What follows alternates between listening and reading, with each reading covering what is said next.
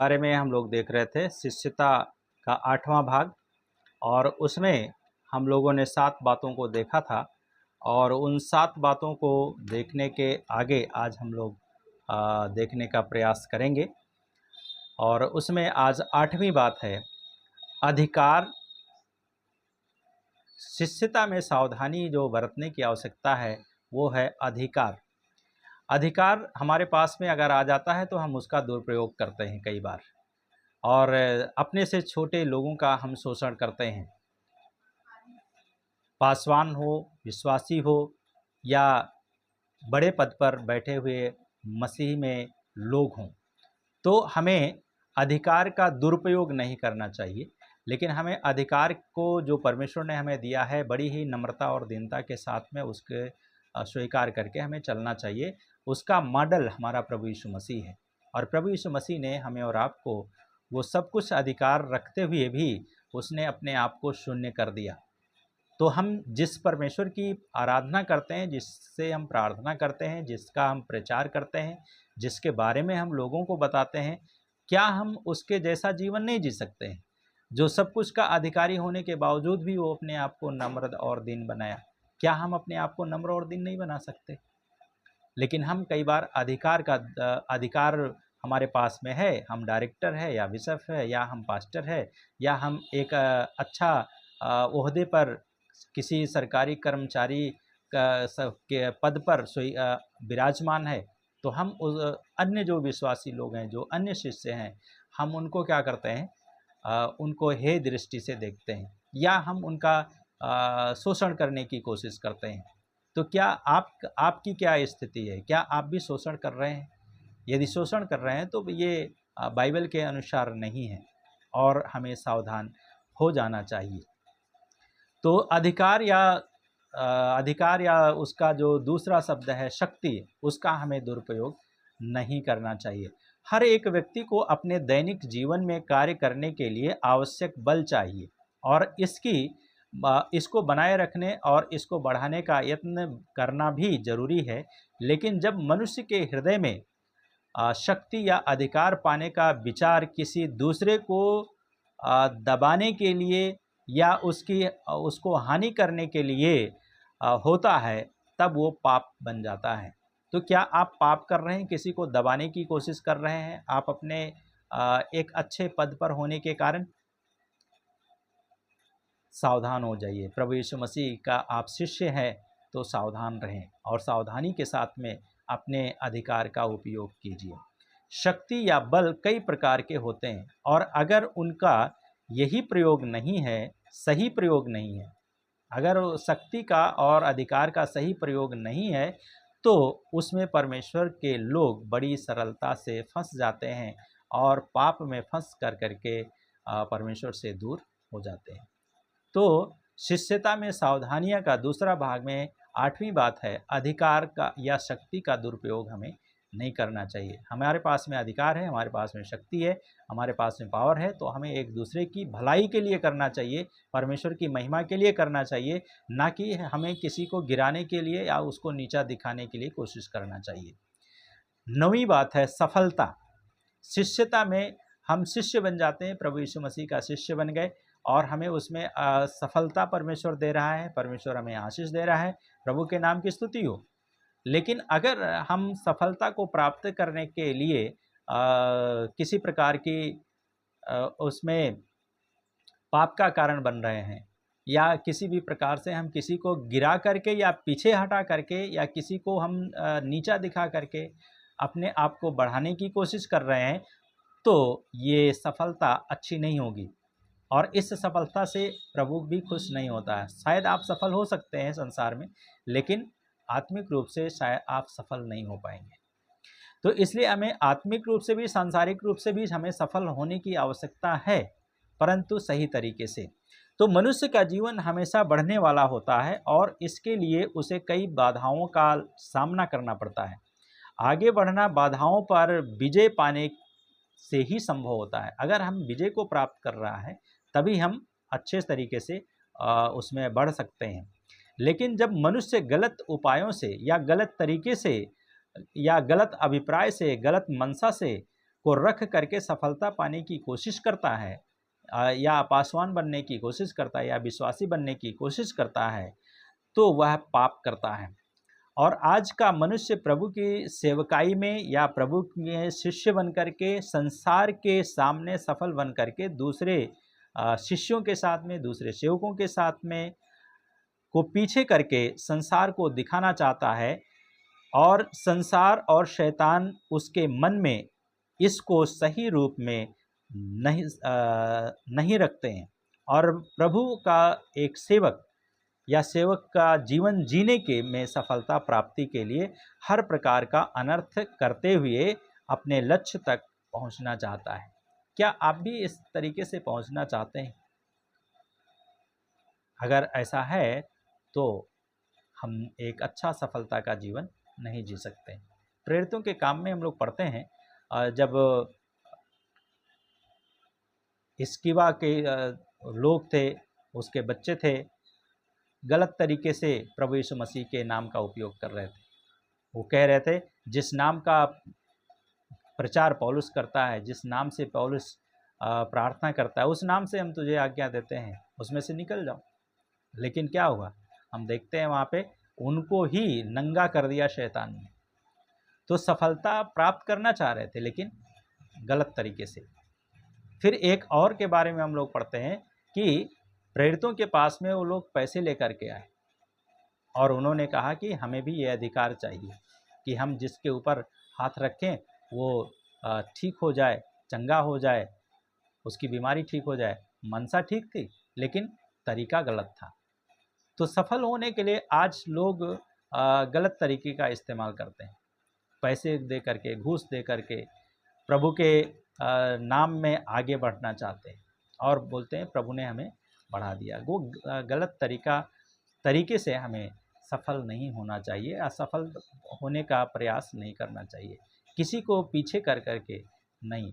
लेकिन आज का जो संसार है वो इसी प्रकार का जीवन जी रहा है, लोग इस प्रकार का जीवन जी रहे हैं। तो क्या हम भी उसी प्रकार का जीवन जी रहे हैं या हम उससे अलग होकर के अपने प्रभु के साथ में जीवन जी रहे हैं? तो सफल होना चाहिए, सफल बनना है हमें, लेकिन गलत तरीके से नहीं। 10वीं बात है कार्यक्रम।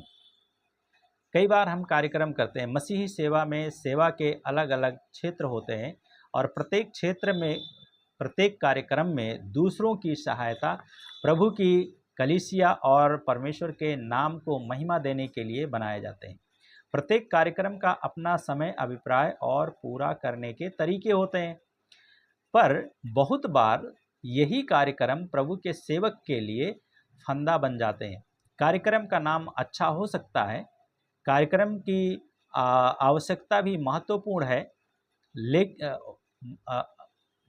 कार्यक्रम की जो आवश्यकता है वो भी महत्वपूर्ण हो सकती है, पर बहुत बार यह कार्यक्रम प्रभु के दासों के लिए परीक्षा में गिरने का कारण भी बन जाता है। तो कार्यक्रम हमें करना चाहिए, प्रभु का नाम में हमें लोगों के लिए प्रार्थना करना चाहिए, बड़ी बड़ी कन्वेंशन करनी चाहिए, बड़े बड़े ख्वाब देखना चाहिए, लेकिन हमें परमेश्वर का डर और भय में होकर के करना चाहिए। हमें परमेश्वर से पूछना चाहिए, क्या प्रभु हमें ऐसा करना चाहिए, या मैं सही कर रहा हूँ या गलत कर रहा हूँ? हमें प्रभु से पूछने की आवश्यकता है। 11वीं बात है अपरिवर्तित सेवक का जीवन या अपरिवर्तित शिष्य का जीवन। तो शिष्यता में हमें सावधानियां हैं। 11वीं बात है आज का जो जीवन है अपरिवर्तित जीवन है। आज बहुत से प्रभु के दास और दासी बिना व्यक्तिगत उद्धार के अनुभव को पाए हुए सेवा कर रहे हैं, या उनके जीवन में प्रभु की सेवकाई केवल अपनी आवश्यकताओं को पूरा करने का एक साधन है। ऐसे सेवकों की सेवा और जीवन प्रभु के कार्य में बाधक बनते हैं।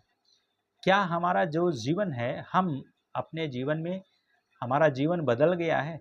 क्या सचमुच में हमने यीशु को पाया है? क्या सचमुच में यीशु से हम प्यार करते हैं? क्या सचमुच में हम यीशु के साथ में चल रहे हैं? क्या सचमुच में हम यीशु को अपना जीवन दिया है या नहीं दिया है? अगर नहीं दिया है तो हम कैसे सेवा कर रहे हैं?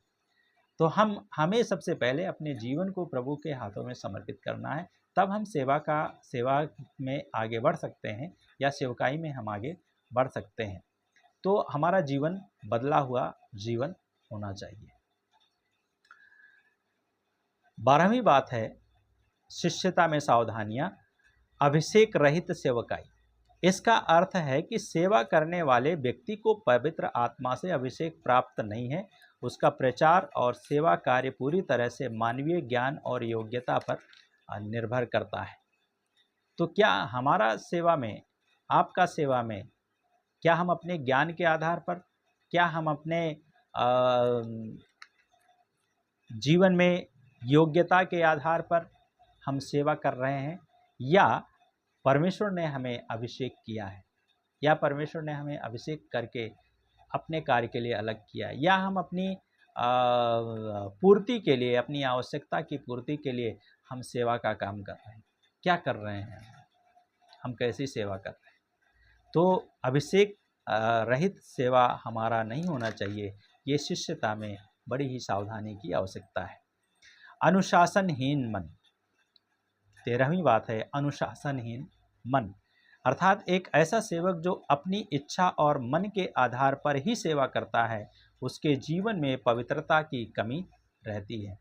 वो केवल सेवा करता है, उसको पवित्रता से कोई मतलब नहीं है, पवित्र जीवन से कोई मतलब नहीं है, अपवित्रता के साथ में भी वो जीवन जीता है, तो उसका जीवन में अनुशासन नहीं है। वो दूसरे को अनुशासित करने का प्रयास करता है। क्या हमारा जीवन में अनुशासन है? क्या हम अनुशासित हैं या नहीं है अनुशासित? अगर हम अनुशासित नहीं हैं तो हम दूसरे को कैसे अनुशासित कर सकते हैं, या कैसे हम दूसरे को शिक्षा दे सकते हैं? पहले हमें स्वयं को शिक्षा देना है, स्वयं को ठीक करना है। यदि हम स्वयं नहीं ठीक है तो हम दूसरे को कैसे ठीक कर सकते हैं? आप किस प्रकार के शिष्य हैं? 14वीं बात है अयोग्य तरीके। सेवक बहुत से ऐसे काम करते हैं जो गलत है। इन उपायों के माध्यम से वे अपना नाम, आर्थिक लाभ और मनुष्यों में से सम्मान पाने का विचार रखते हैं। अनेक काम करने के तरीके वचन के अनुसार नहीं होते। तो कई बार शिष्य जो सेवा का काम करते हैं, सेवा करने के लिए वे क्या करते हैं, आर्थिक लाभ का कारण, आर्थिक लाभ को प्राप्त करने का साधन बनाते हैं और उसके द्वारा सम्मान पाने का, नाम पाने का, ख्याति पाने का कारण बनते हैं। ये हमारी अयोग्यता को निर्भर करती है। ये हमारी अयोग्यता को, ये अयोग्य तरीके हैं जो एक शिष्य अपने जीवन में अपनाता है। यदि हम भी ऐसा कर रहे हैं तो हम सावधान हो जाएं। प्रभु यीशु मसीह का शिष्य होने के कारण हम एक दूसरे को अयोग्य तरीके से हम सेवा ना करके परमेश्वर के राज्य के लिए खड़े होकर परमेश्वर की महिमा करें, और योग्य तरीके से, सही तरीके से, वचन के अनुसार वचन का अध्ययन करें, वचन को पढ़ें। वो हमें सिखाएगा कि हमें क्या करना चाहिए, कैसा जीवन जीना चाहिए। अंतिम बात है, 15वीं बात है असंयमित आचरण। शिष्यता में सावधानी हमें रखनी है। असंयमित आचरण 15वीं बात। प्रभु के सेवक को अपने दैनिक जीवन और कार्य पद्धति पर कोई नियंत्रण नहीं है। वह जहाँ चाहे जाता है और जो चाहे कहता है, और अपने पारिवारिक जीवन, जिसमें विवाहित जीवन, बालकों का पालन पोषण सम्मिलित है, के प्रति लापरवाह रहता है। तो क्या हम अपने सेवा के क्षेत्र में, अपने परिवार के प्रति, अपने बच्चों के प्रति, कलीसिया के प्रति लापरवाही के साथ में जीवन जी रहे हैं, या हम परमेश्वर के साथ में, उसका उपस्थिति में चलते हुए हम उसके समान जीवन जी रहे हैं? हम कैसा जीवन जी रहे हैं? तो आज का दिन में हम लोगों ने इन चीज़ों को देखा है कि शिष्यता में सावधानियां जो है, हमें अधिकार के साथ में हमें शक्ति जो हमें दिया गया है उसके अनुसार हम सेवा करें और उसके अनुसार हम कार्य करें। तो शिष्यता में सावधानियां, 15 बात को देखा हम लोगों ने। पहली बात है परिस्थिति, दूसरी है प्रशंसा पाना, तीसरी है लालच, चौथी है जो सही तरीके से काम नहीं करते, पांचवी है झूठे शिक्षकों से सावधान रहना है, छठवीं बात है अहंकार या घमंड, सातवां है प्रतिष्ठा पाना, 8वां है अधिकार या शक्ति पाना या उसका दुरुपयोग करना। 9वीं बात है सफलता प्राप्त करना। 10वीं है कार्यक्रम। 11वीं है अपरिवर्तित सेवक का जीवन। 12वीं बात है अभिषेक रहित सेवकाई। और 13वीं बात है अनुशासनहीन मन।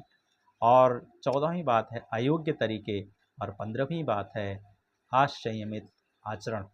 हमारा जीवन कैसा है, हम क्या कर रहे हैं, कैसा जीवन जी रहे हैं, हम शिष्यता में क्या अपनी शिष्यता में सावधान हैं या असावधानी के साथ में हम जीवन जी रहे हैं। प्रिय भाई और बहनों, हमें शिष्यता में शिष्य होने के कारण हमें प्रभु के साथ में चलने की आवश्यकता है। परमेश्वर इस वचन के द्वारा आपको आशीष दे और शिष्य होने के कारण आप सावधानी के साथ में प्रभु के साथ में चलें। धन्यवाद के साथ इस समय को हम प्रभु के हाथों में दें और प्रार्थना करें। प्यारे प्रभु यीशु, धन्यवाद आज का दिन के लिए, इस समय के लिए जो हमें दिया। हम आपके नाम की स्तुति करते हैं। इस समय को आपके हाथ में समर्पित करते हुए इस प्रार्थना को प्रभु यीशु मसीह के नाम से मांगते हैं। सुने और कबूल कीजिए। आमीन।